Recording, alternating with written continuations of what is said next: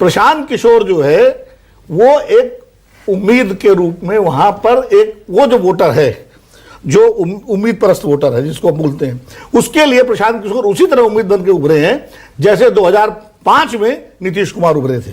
और अभी जो यशवंत ने बात कही, बड़ी अच्छी बात कही कि इस देश में जिसने भी यात्रा की है उसको सफलता मिली है।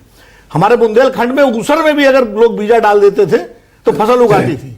प्रशांत किशोर पिछले 2.5 साल से बिहार के एक एक गांव, एक एक गली, एक एक शहर घूमे हैं, तो क्या वो निष्फल जाएगा?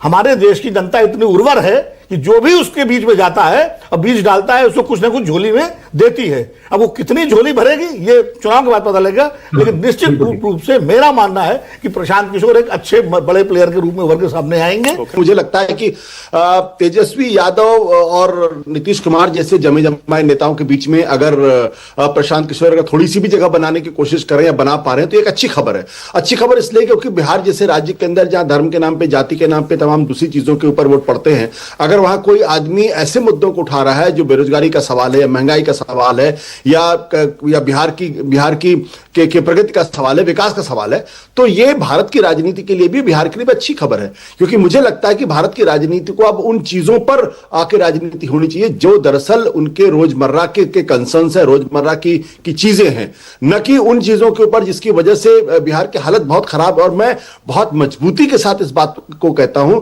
कि बिहार के साथ किसी ने अभी तक न्याय नहीं किया है। अगर बिहार के अंदर 4% लोग हैं सिर्फ जो 50,000 प्रतिमाह की आय जिनकी है, तो यह बिहार के ऊपर सबसे बड़ी टिप्पणी है। अगर सिर्फ 96% ऐसे लोग हैं जिनके पास व्हीकल नहीं है बिहार के अंदर, तो यह किसकी जिम्मेदारी है? क्या लालू प्रसाद यादव की जिम्मेदारी, क्या नीतीश कुमार की जिम्मेदारी है, क्या बीजेपी की जिम्मेदारी है, क्या कांग्रेस की जिम्मेदारी है? कि जब तमिलनाडु के अंदर, तेलंगाना के अंदर पर कैपिटा इनकम $4,500 के हिसाब से है, तो बिहार में 800 $800 पर कैपिटा इनकम कैसे हो सकती है? तो बिहार को मेरा मानना है कि बिहार के साथ किसी ने न्याय नहीं किया, ना आरजेडी ने न्याय किया, ना कांग्रेस ने न्याय किया, ना बीजेपी ने न्याय किया, ना जनता दल यूनाइटेड ने न्याय किया।